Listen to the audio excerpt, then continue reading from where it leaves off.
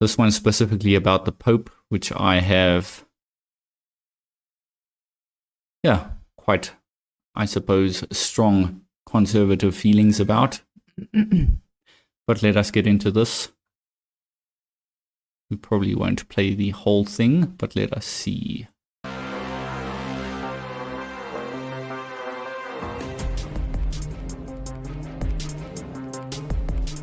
Hey noble ones, welcome back to my channel. This is the Metatron speaking, and you may have seen a video going around making its rounds on both Facebook, TikTok, X.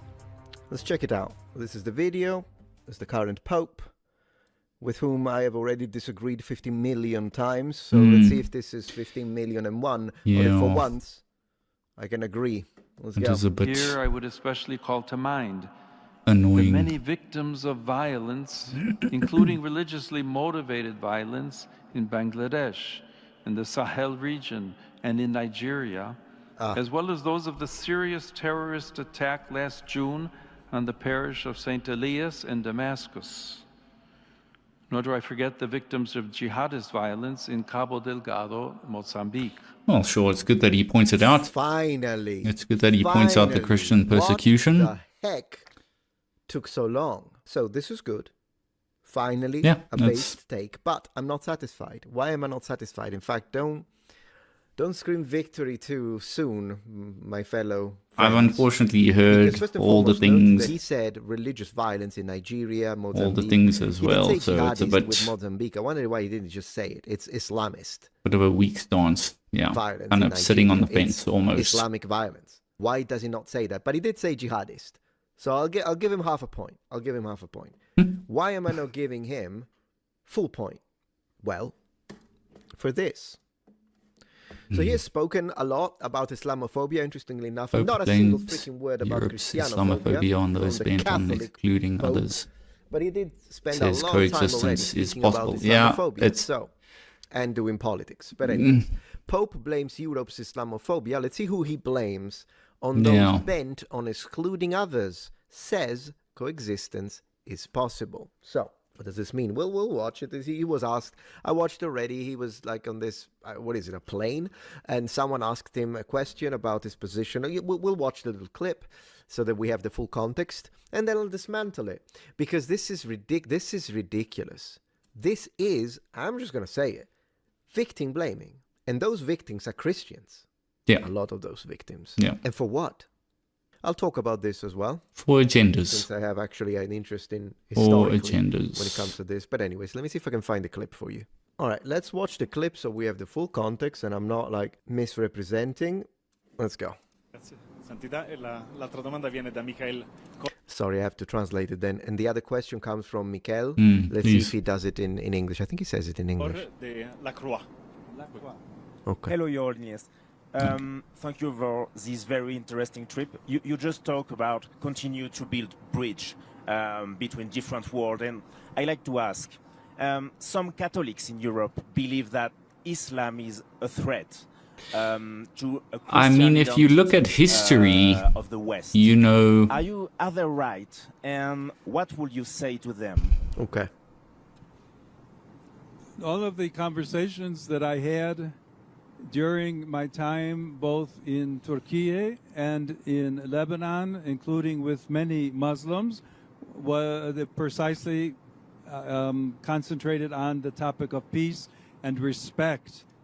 I mean, that's called anecdotal data.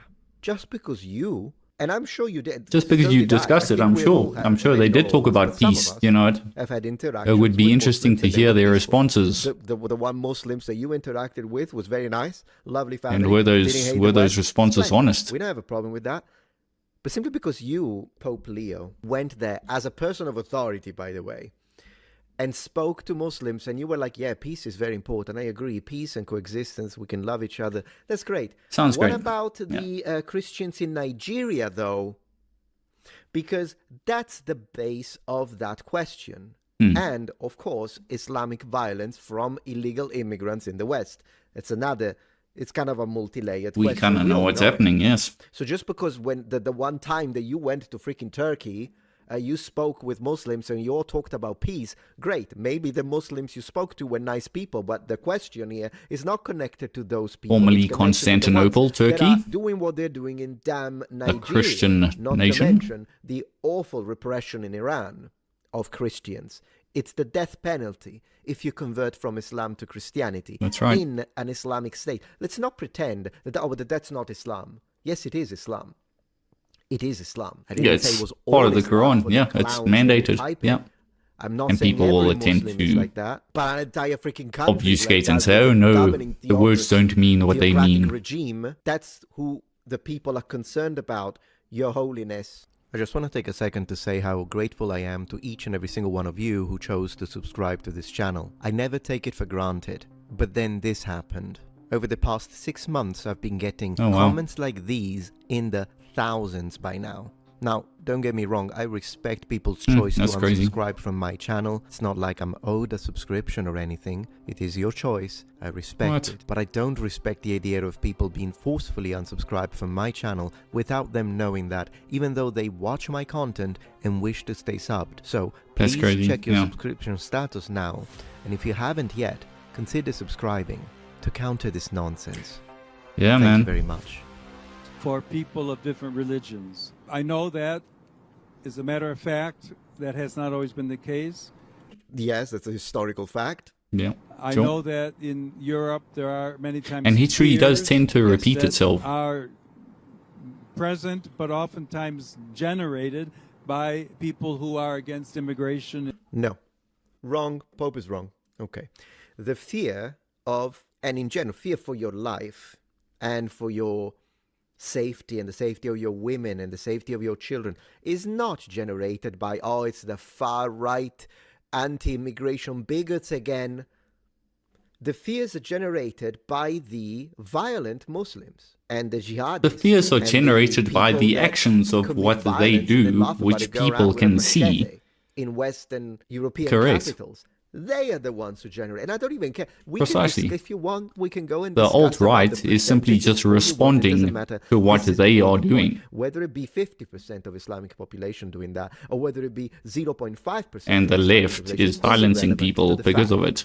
That they are the reason why people are fed up with it, and also people, there are women that are afraid of it. It is victim blaming to tell a woman, a young woman who is scared of going around because of the type of violence that is happening due to illegal immigration from Muslim countries, from Muslims who hate the West, after what we see that is happening, for instance, in Nigeria. If the woman is afraid, who do you think you are to go and tell her, oh, you're afraid because of the bigots? No, she's afraid because of the violence. The violence is a fact. That's why she's afraid. And she's right to be afraid. And trying to keep out people who may be from another country. And trying to keep out people who are maybe from another country. It's called borders, and you have them at the Vatican. In fact, they're very tall, the walls that you have at the Vatican. There you go. And this is what I find exactly the double standard. That's exactly right. You've never been to Rome. If that's exactly right. To Rome, and then you walk and proceed to make your way to the Vatican, where you've got the massive monumental medieval walls. Yeah. You know who sleeps right next to the walls? Homeless people. It is full of homeless people. Yeah. Do you think he lets them in? Do you think they got to sleep in the cold? And before you say, but the Vatican is a small state, it's not like they can accommodate all of the illegal immigrants that he likes so much and the homeless people. Right, but do you know how much property the Catholic Church owns in Rome alone? Yeah. Problem is they can't give it to the illegals because they would stop making a profit off of it. So it's a highly hypocritical stance to take. Point a finger and say, oh, these bigots that want people out. Well, so do you want people out, Pope, because you don't let them in your properties. Another religion. Very hypocritical stance. And in that sense, I would say that we all need to work together. One of the values of this trip is it's kind of rich to raise the world's attention to the possibility that dialogue and friendship between Muslims and Christians is possible. But the thing is, you don't have to deal with the repercussions of your words. The violent ones, they need to be dealt with. And then with the peaceful ones, I have no problem. You believe your thing, I believe my thing, and we can even have a doctrinal debate, like they used to, by the way, in the Middle Ages. This used to be a thing before we started in between wars, that is. But yes, there were groups that did Yeah. that. There were groups that even prayed together in the same building. This is historical fact. I will present it on a dedicated video.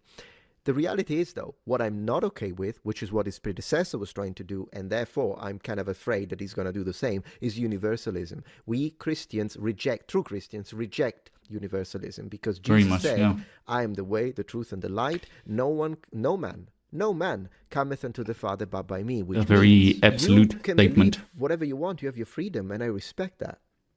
But I'm not going to change my beliefs for that. That's right. So universalism is anti-Christian at its very core. The idea of, which is where I think his predecessor was, it's just many different paths to God, but at the end of the day, they're all the same. So you can be Muslim, you can be a Buddhist, you can be an atheist, you can be secular, but we are all going to end up in the same place. That is not Christian doctrine.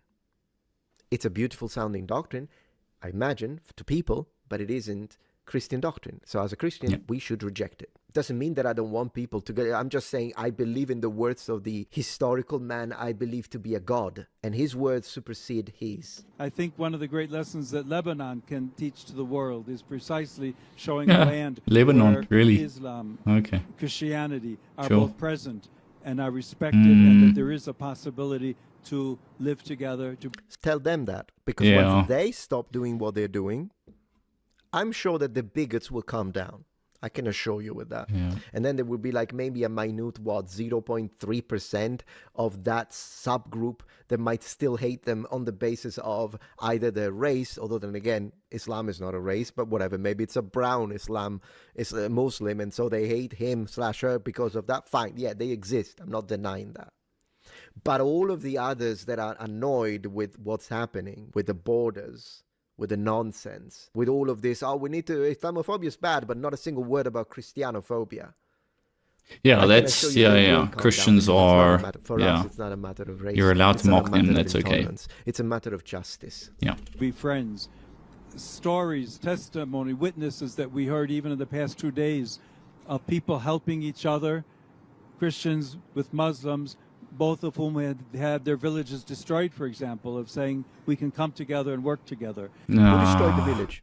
I think those are lessons that would be important also that we heard in Europe or North America, that we should perhaps be a little less fearful and look for ways of promoting authentic dialogue and respect. Whoa.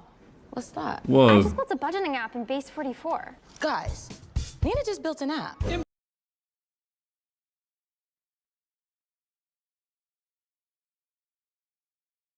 And that's excellent. He just needs to stop telling Europeans that. He needs to tell that to the Islamic extremists. Tell the Muslims. Yeah. Otherwise, you're a clown.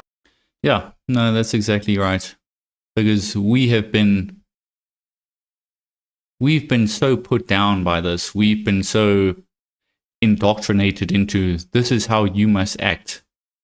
And this really starts, this can really get traced back to Vatican II, where this whole narrative of pushing tolerance, pushing love, because that's what Jesus did, it was just this weak, soppy kind of love that Christians portray as the way Jesus Christ loved. Unfortunately, it's not, or fortunately rather, it's not the same thing that the moral bastions of our age would like to think love is. And modern Christianity has been so beat down almost by this weak, effeminate kind of love that